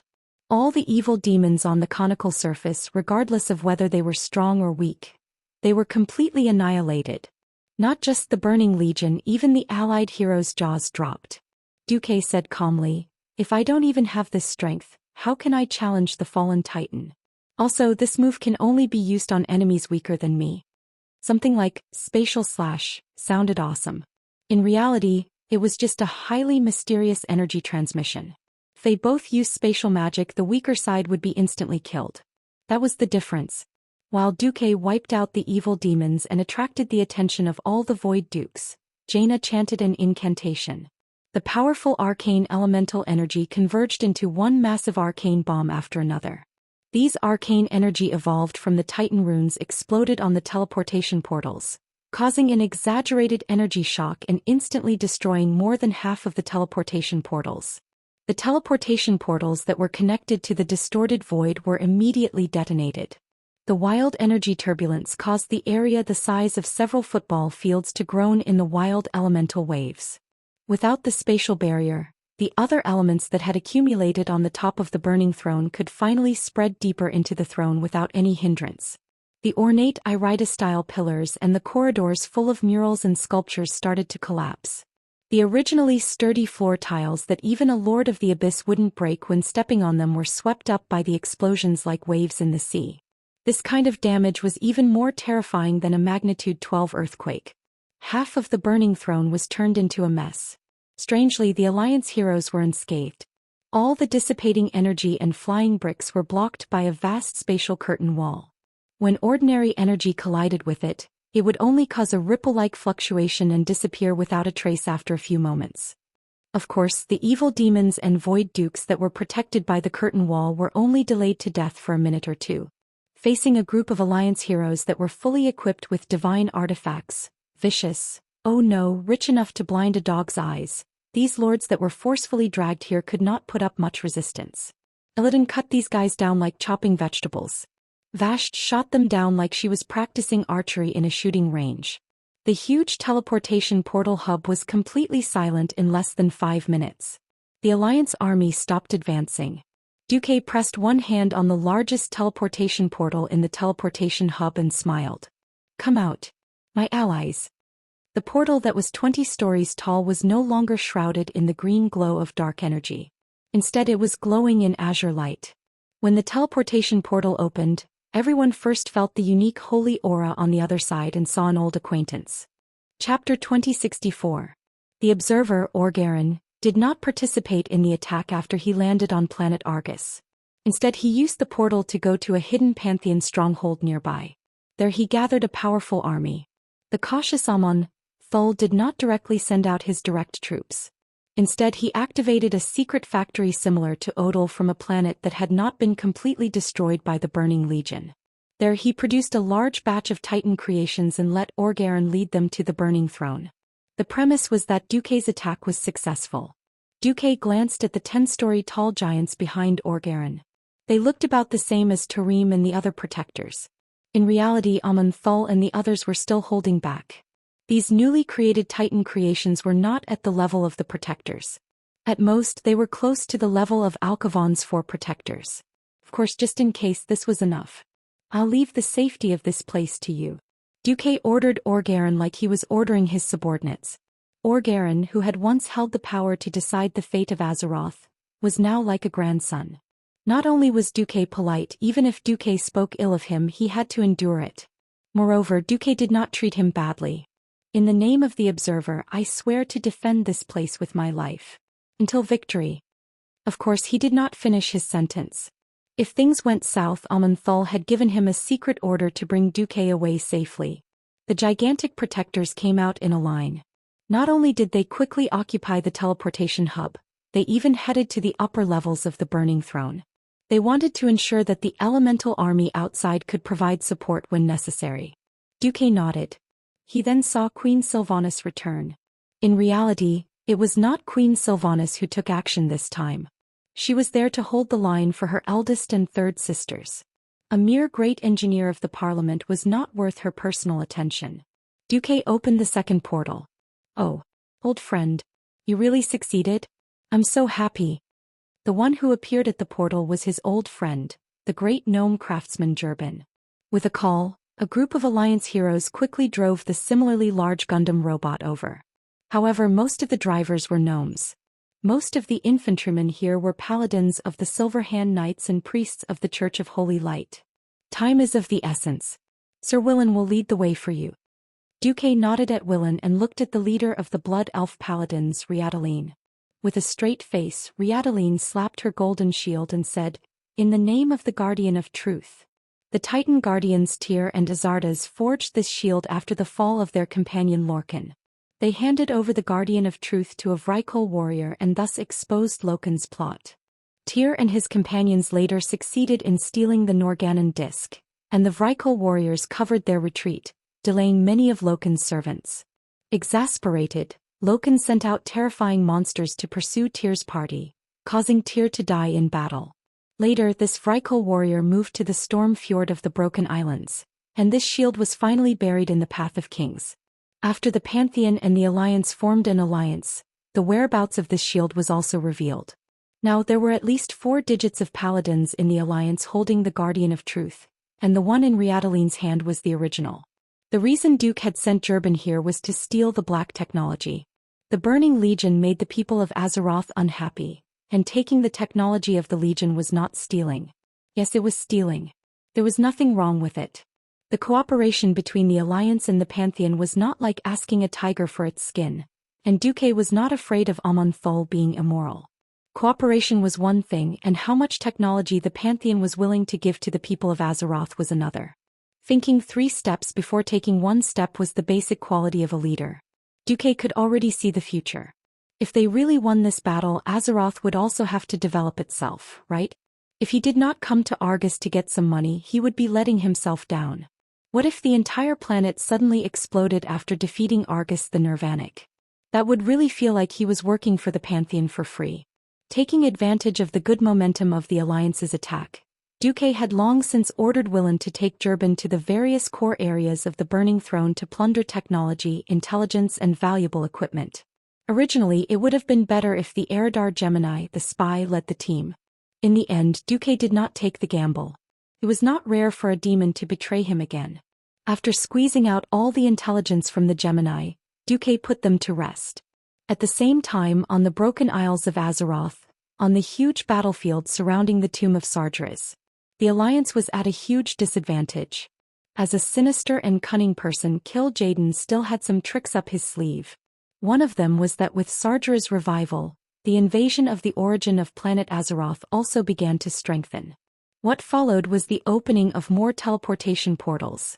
In the ancient war 10,000 years ago, by absorbing the energy of this planet and using the Well of Eternity as a response, Sargeras had almost completed the teleportation portal that could allow a miniature titan to pass through. If not for the fact that the one responsible for opening the portal was a spy with the surname Du, perhaps the people of Azeroth would have tragically typed GG. This time, Sargeras had used hundreds of years to let the corpse of his clone contaminate the Moon Goddess Temple, as well as the land that had once been a part of the Well of Eternity. In return, he had also obtained a portion of planet Azeroth's power. It was impossible to open a teleportation portal to Azeroth from the distorted void. This rule was ineffective against the teleportation portal that connected to the distorted void that Azeroth had opened itself. A huge change was happening on the battlefield. About 2 hours had passed since the elite troops of the Alliance, including the Guardians and Alliance heroes, entered the tomb of Sargeras. The number of demons that appeared on the battlefield suddenly increased exponentially. At first, dozens of teleportation portals that emitted an ominous green light opened, followed by hundreds, thousands. Although this number stopped at around 3,000, the demons that came out of the teleportation portals became more and more berserk. At first, some of the teleportation portals were so small that only imps could pass through, but most of them could pass through the Hellhounds and then the demon guards. The Alliance's 460mm holy light cannons might be able to send over 100 demon guards to the afterlife, but at the same time, there might be 200 demons that came in. Looking at the battlefield from afar, this battle seemed to have reached its climax. Even the Guardian Dragon, who was overlooking this scene from the void battlefield, was worried. Duque. Isra murmured. Chapter 2065. On the battlefield on planet Azeroth, the disadvantage of the Alliance army was obvious. With the main force of the Alliance army on the main battlefield, they were still unable to stop the demon army from charging into this world, let alone the other battlefronts. When Kil'jaeden no longer held back, the number of army battleships that charged into the atmosphere increased by 10 times. If that was all, then these battleships were just bait for the 2 sky fortresses. The crux of the matter was that the Burning Legion had made a move that resembled the ruthlessness of a galactic war. They had found a galactic fortress. This was a fortress obtained from an unknown civilization that had been annihilated. Originally, it would not have been used. However, the resilience of planet Azeroth made the army suffer. The Morg craftsmen added a space-folding engine to this fortress, and after spending so much time, they finally dragged it to Azeroth. Fortress versus fortress. Although this Demon King fortress was not as big as Izeron fortress, the key was that the army had a strong fulcrum. Even if the main cannons of the fortresses started a fierce battle, it would not be possible to destroy the enemy in a short period of time. After all, this Demon King fortress was modified from an asteroid that was 80% metal. The Alliance army had tried to attack the enemy's engine. Theoretically, if they destroyed the enemy's engine, they would be able to make the enemy spin in the void and fly to an unknown place. However, the demons had their brute force. The engine was indeed destroyed, but the army used tens of thousands of Apocalypse guards to forcefully fly out of the fortress, using manpower to change the position of the fortress and continued to bombard Izeron. If the technology was not enough, they would use manpower to make up for it. This scene reminded the Alliance army of the second battle at the Dark Portal. The dwarves' giant cannons did not have suitable ammunition, so the dwarves directly used manpower to carry a ton of artillery shells to reload. This move was really useless on planet Azeroth. The two fire and wind elemental armies, as well as the void battlefield led by the 5 dragon aspects of the Dragon Sleep Temple, could only prevent the void battlefield from collapsing and had a certain degree of interception ability. In fact, as more and more army assault ships landed on Azeroth, there were signs of collapse everywhere. The reinforcements of the Allied forces had long been overloaded. No matter how many SOS calls and magic messages came from below, the lieutenant of the Allied Army Command could only tell the other side in a heartbroken tone, "The Allied Army has no more mobile troops to send out. Please hold the fort and wait for reinforcements. If you really can't hold on, please execute the evacuation plan." Before the war, the Allied Forces Command authorized the commanders to make their own judgments. How could it be that easy to judge for oneself? If the portal were to send demons over, this piece of land would be completely destroyed. The east and west plague lands of Lordaeron that had been corroded by the plague would eventually have the druids purify the land and restore vitality. The land that was completely infested by the dark powers had no chance of recovery. Just look at the cursed land where the dark portal was located. Dan had destroyed that piece of land for 36 years. The Alliance had tried many methods to recover it, but they were all useless. The commanders could only grit their teeth and persevere. In the various cities and towns of the Alliance territory, countless people came out of various shelters and gathered into several torrents, passing through the cities and towns under the night sky. Their target was the armory of the Alliance camp. Just now, the commanders of the various war zones had issued the final mobilization order. All healthy humans above the age of 12 and under the age of 60 in the Alliance, and all races included in the category of adults, as long as they had received military training, would officially join the active service. The long line of people was quite quiet. They would only whisper at most, but there was no noise or complaints. They quietly waited for the quartermaster to distribute the weapons. It was no longer the useless swords, but the standard AK-47 automatic rifles of the Alliance. Each person was issued 6 magazines, a total of 180 bullets engraved with holy light runes, which could effectively fight against small and medium-sized demons such as imps, hellhounds, and demon guards. In addition, every tactical team of 7 people was issued an anti-large demonic weapon called Iron Fist. 5 rounds of ammunition was also effective against the ordinary demons of the Lords of the Abyss. Even more retired Alliance veterans were allowed to pilot the steel giant Jim that they spoke of. This steel robot was officially mass-produced by the Alliance 5 years ago. It could synchronize with the movements of the driver and release certain professional skills. Its existence was to allow the mortals of the Alliance to have the ability to fight against the giant demons such as Hellfire and Dark Lord. Over the years, the Alliance military factories had been working hard to mass-produce these things. Unfortunately, except for the capitals of the Alliance and hubs such as Gold's Higher City, which had over 1,000 Gundams and Jim, other places like Moon Creek City in the Western Wilderness could only get 100 Jim at most. Even so, people were quite grateful to the Alliance. Now the warriors heard from their fathers every day how bitter the Alliance warriors were. In the 3rd battle of the Dark Portal, they fought against the demon army with their flesh and blood and clumsy steam tanks. In the territory of the Night Elves with the Mount Hyjal defense line as the core. From time to time, the light of teleportation gates flashed on several hills, and more blood elf mages appeared. In the sky, groups of Vargri and the Dragon Hawks of the Elves were flying toward a new army landing point in the east. At different altitudes, these air forces were arranged in several groups of square formations. On the ground, the Druids were using the new magic given by the Titan goddess Iona, the life-giver, to summon the forest. Countless ancient trees were awakened, and with their own will, they turned into Treants and participated in this battle. On both sides of the Treant army, there were elf sentinels riding Night Saber. These beautiful warriors were holding the latest magic weapons produced in order. Many water elemental creatures followed the Treants. Their water magic was a powerful weapon to ensure that the Traians would not be burned by the army's flames. Finally, the earth shook, and the silhouettes of hill giants appeared in the forest. These behemoths swayed as they walked in the valley, almost as tall as the lowest hill. Their size was even higher than the hellfire of the Burning Legion. On planet Azeroth, similar scenes were everywhere. In the Alliance command, the generals used the images sent by the magician's eyes to silently watch the armies one after another. Everyone knew that even if the Alliance mobilized tens of millions of intelligent beings on the planet, it would still not be enough. When the army teleported more than 100 million demons to this world, that would be the beginning of the collapse of the Alliance army on Azeroth. Chapter 2066. In the Alliance command, almost every screen was playing a similar scene. Purple, red, blue and green demons were rushing toward the Alliance army on the monitor screen.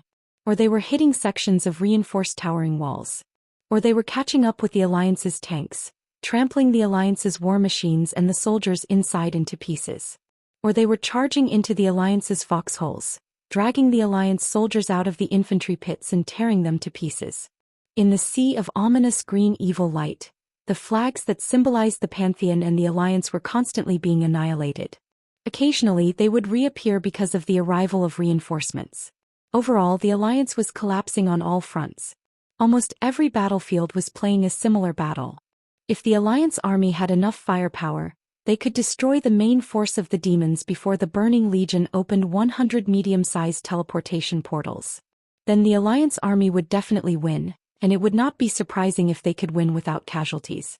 On the other hand, once the Alliance army arrived too late, then when the number of demons exceeded 100,000, the situation would become out of control. Often, it was necessary to mobilize 2 mobile fleets to support the demons in order to extinguish the ever-increasing demon army. Everyone knew that even if the humans fought against the demons, they would not be able to win even if the ratio of casualties was 1-to-1 or even 1-to-10. Billions of demons were twisting the void, waiting to kill. This number alone was enough to make the Alliance generals despair. What was more annoying was that this number could not be announced to the ordinary people and soldiers. Otherwise, the morale might collapse before the war began. Although on every front the Alliance army was still carrying out unyielding resistance, the earth-shaking battle cries mixed with the holy will of the Holy Knights seemed to converge into an invisible wall, blocking the Burning Legion's advance. But the situation was as the great leader of the Alliance Duque had predicted. The balance of victory on the battlefield was tilting, not to the side of Azeroth and the Pantheon. Instead, the situation was inevitably slipping into the worst possible situation. They were faced with an army of demons that could not be killed and could be resurrected again. No matter how powerful the defense line was, it would still gradually become precarious under this rogue offensive. The Tomb of Sargeras. Kill, Jaden roared arrogantly, mocking the Guardians and the Alliance army heroes. It's useless. Titan's lackey. Insignificant mortals. Your resistance is destined to become embellishments on the army's achievements. Your struggles will only become a topic of conversation after the battle. No matter what you do, what awaits you is only eternal despair. Hee hee. This golden sentence perfectly reflected the disdain of the owner of the laughter. William laughed heartily. If the Burning Legion is so confident, why are you panicking? Just be a good chess player and watch us the chess pieces struggle. Isn't that enough? Why lower yourself to fight with us? As a powerhouse from the Alliance who had followed Duque for the longest time, William's trust in Duque was akin to blind worship. He knew that he was here as a cover. Duque had even told him that he and the other heroes of the Alliance would be abandoned at the last moment. Even so, he was willing to accept it. William had asked Duque, "Is this for the victory of Azeroth?" "Yes, for the victory of Azeroth." After getting the answer he wanted, William quietly replied, "Very well. When that time comes, Anduin will be the king of Stormwind." The Stormwind is still around. They had seen through life and death and abandoned all distracting thoughts. The heroes of the Alliance exerted 200% of their combat power. Their performance was even more eye-catching than the Titan Guardians. Jaden was infuriated by the fact that they knew they were likely to die but were still trying to bite the bullet. However, these guys in front of him were doing nothing but stalling for time in order to stall him, the commander of the army. It really drove him crazy. Odin, Tarim, Hodier, Freya, and Mimiron made up a total of 5 guardians, plus a group of wilderness demigods and alliance heroes. If it wasn't for the fact that Jaden's strength had increased with Sardra's resurrection, and could even recover part of his vitality, he wouldn't have been able to withstand this combination at all. At this moment all the powerhouses, no, all the intelligent creatures on Azeroth, regardless of whether they were demons from the Alliance army or the army, felt the birth of a variable. Clang. It was the sound of something breaking in their hearts. At this moment, everyone felt that the laws of this world were deviating in some way. Some evil power was leaving them in fear, as if something new and unknown was descending. This was a special power that came from within the planet. Its irresistible power was changing everything in this world. Karazhan. Standing on the highest level of Karazhan, in the eye of the magic formation that was the core of the weave, Khadgar's eyes suddenly widened. It's here. I got the signal. Master has succeeded. All weave elemental messengers and weave soul mages, act according to plan. Weave. This was the communication system of the entire Alliance army. It carried the spellcasting needs of millions of mages.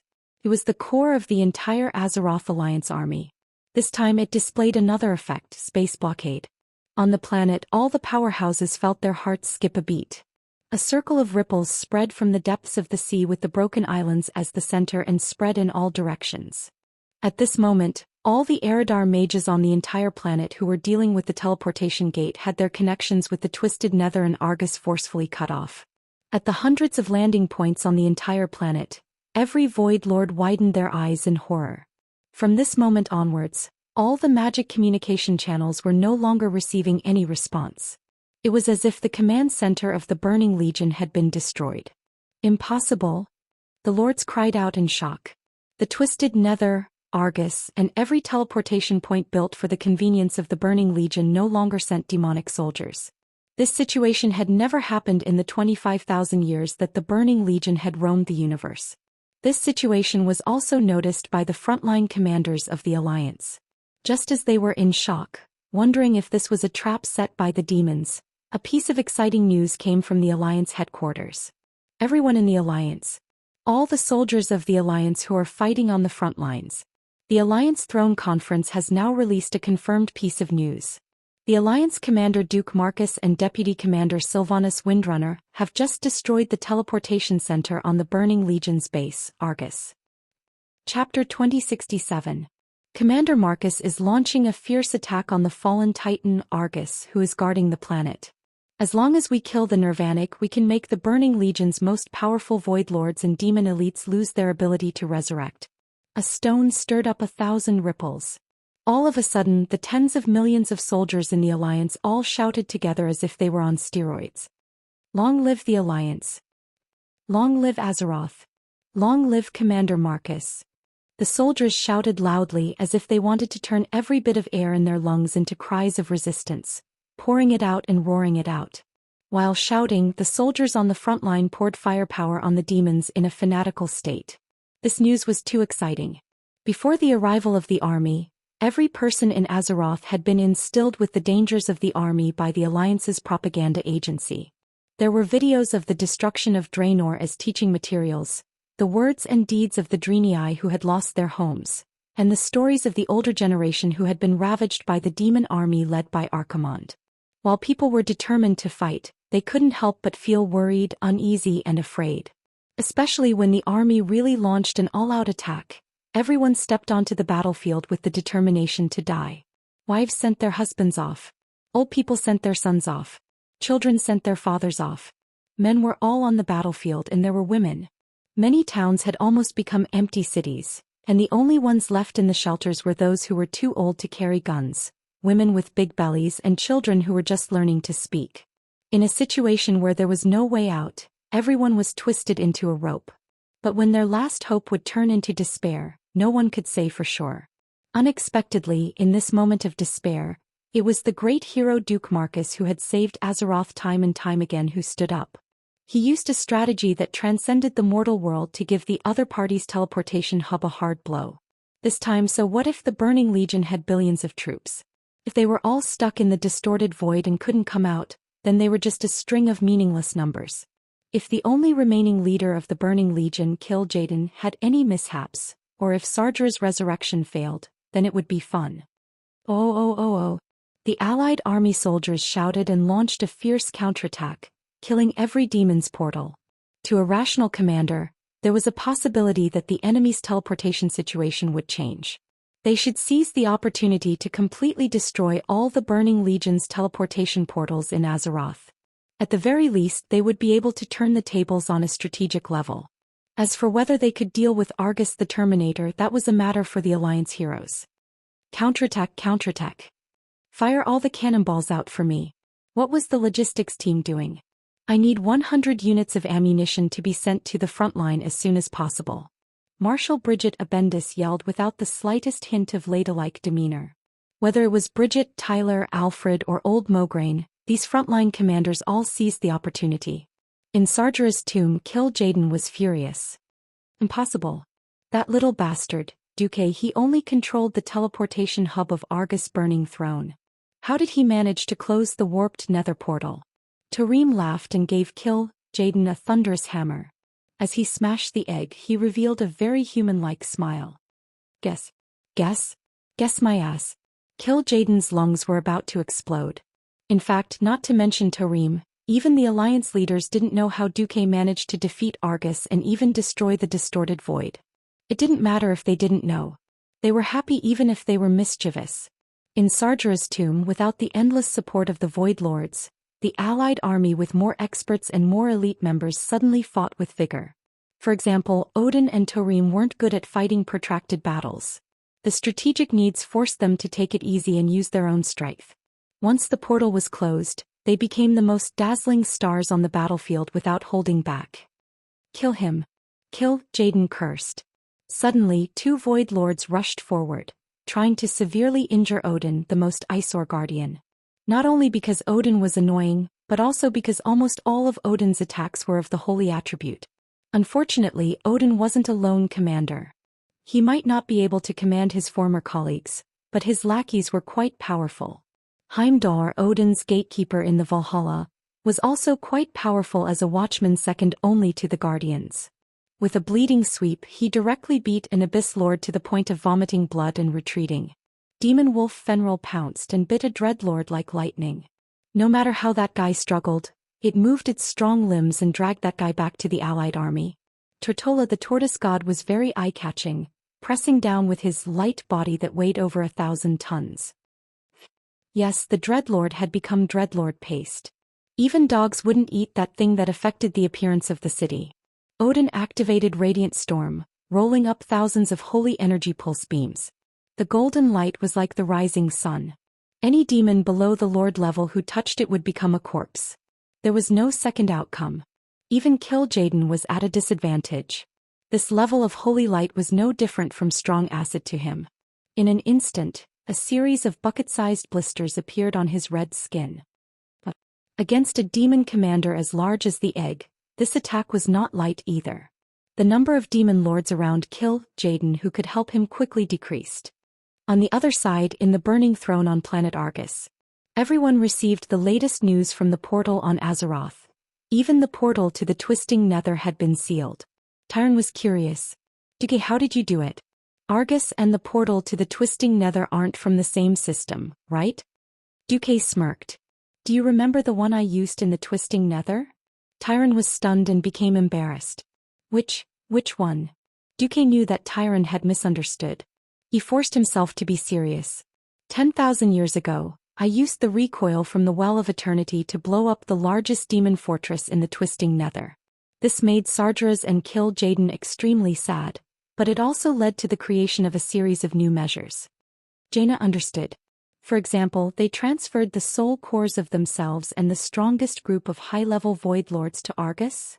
Yes. To prevent their own portals from being used again, all the portals in the twisting nether are equipped with a countermeasure. That is, if they encounter a certain amount of reverse energy, the portal will automatically close. If the energy exceeds a predetermined threshold, the portal will self-destruct to ensure the safety of the twisting nether. Chapter 2068. Everyone suddenly understood. Jaina's face was full of surprise and admiration. You deliberately used excessive elements to blast those portals just to cause an overreaction in the twisted nether? A proud smile appeared on Duque's face. Yes. According to the intelligence of the Eridar twins, once the portal triggers a high-energy countercurrent alarm, the portal will automatically close and will not be able to open for the next 24 hours. If it is blown up, it will not be able to open again for 72 hours. Even the 4 matriarchs of the Destruction Witch Guild cannot change this situation. Unless Kil'jaeden comes. Just now, Dew blew up all the portals leading to the Twisted Nether, which naturally triggered the highest level of alarm in the Twisted Nether. Duque couldn't stop smirking. Once the fortress was blown up, Duque would be afraid of him for 10,000 years. The safety measures that the Burning Legion had taken out of caution were completely used by Dew 72 hours? It won't even take 24 hours and this battle will be over. Who cares about your tens of billions of troops? Shoot them all on the wall. Oh no, suffocate them in the Twisted Nether. The Alliance heroes were temporarily absent except for Riadaline. It could be said that the main force was still present. Duque looked at Illidan, who was still unhappy, and ignored him. Everyone, let's go and end this war that has lasted for 25,000 years. In Antorus' Burning Throne, in addition to the 2 fallen titans, there was also a group of army powerhouses. But there was one special existence, and that was the 5th brother's life giver, Iona. Meow meow meow? Isn't this name and title very familiar? Yes, she was the wife of the Pantheon's boss, Amanthal Titan Iona. Strictly speaking, this 5th brother was not the real Iona. 25,000 years ago, during the betrayal war of Sargeras, even though Iona fell under the sword of Sargeras, Iona's life essence escaped the control of the Dark Titan. For thousands of years she hid alone in the stars. Unfortunately, not long ago the army finally found the hiding place of this essence and captured it. Once this soul essence was corrupted by the matriarchs, Iona's nature and life force would be distorted and used by the army, making the army truly invincible. This was not an exaggeration. The living examples were Odor's Watcher Freya and the Red Dragon Queen Alexstrasza, who had received power from Iona. As for the former, as long as she didn't deal with her lackeys, she would be able to recover endlessly. The latter was almost the same. She could heal almost infinitely, and was definitely a meat shield among the dragon aspects. Originally, the demons were already shameless enough to believe in Brother Spring. If the demons could recover their HP at a rate of 10% per second, then they wouldn't even need to fight for a long time. Iona's soul essence was located in a very special space within the Burning Throne. This place didn't seem to fit in with the Burning Throne style. The place was decorated in a classic Titan style. Birds were chirping and flowers were fragrant. It was filled with natural greenery. According to the Eridar Gemini's intelligence, the matriarchs wanted to use Space Rend and Space Shackle to wear down the excess energy of the essence before proceeding with the corrosion. However, as the Allied forces broke in, the Burning Legion would definitely send out their elites to destroy this essence in advance to prevent the Allied forces from getting any help, right? Duque knew very well that Iona's essence wasn't a boss. To be precise, this level was a tower defense game. Almost as soon as the Allied army reached the courtyard that seemed to be exposed outside, they saw a Burning Legion battleship charging over. The Paraxis. Duke glanced at the Burning Legion's universe battleship that was extremely streamlined and had the style of a Titan.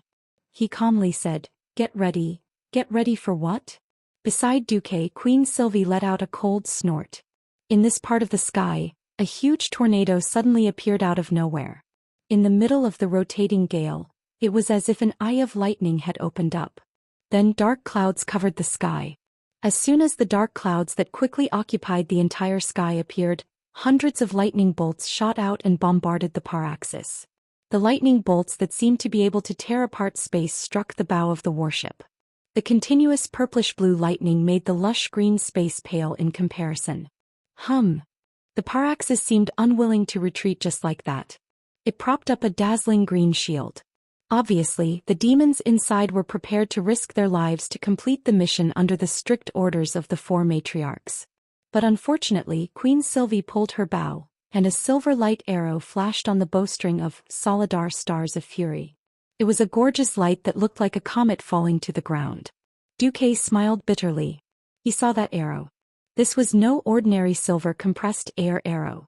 It was simply a super powerful light arrow that had at least 1% of the wind element on this planet condensed. Queen Sylvie said coldly, Explode. A silver light that spanned the entire green space, like a fortress cannon, pierced through the body of the burning legion's warship. The warship's head was pierced, and it seemed to have triggered the explosion of the ammo storage or energy compartment inside. The huge warship was blown into two, and the broken parts turned into countless metal fragments. Accompanied by the fireworks-like evil flames, it slowly fell from the sky. Queen Sylvie tilted her head, and there was a hint of mockery on her proud but beautiful face. That's it. Duque's cheek muscles twitched. Damn, Queen Sylvie is so cool.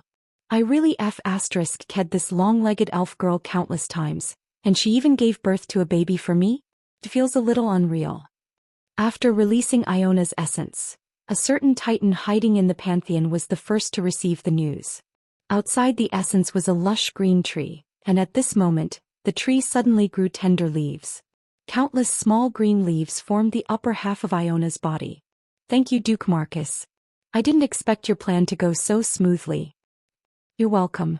You flatter me. Duque remained humble. Can I trouble you to open a portal and send my essence to the following coordinates? If I get this essence back now, I can provide support to the coalition army on the battlefields of Argus and Azeroth at the same time. Oh, that's good. Duque did not refuse. He immediately opened a large portal according to the coordinates given by Iona and sent the entire tree over. Perhaps it was an ancient teleportation portal that the Pantheon had prepared, or perhaps it was a backup plan of the Pantheon. Duque did not care. He was more concerned about something more practical. Less than 5 minutes after sending Iona away, before they reached the 6th boss of the Burning Throne, a new portal opened not far from Duque.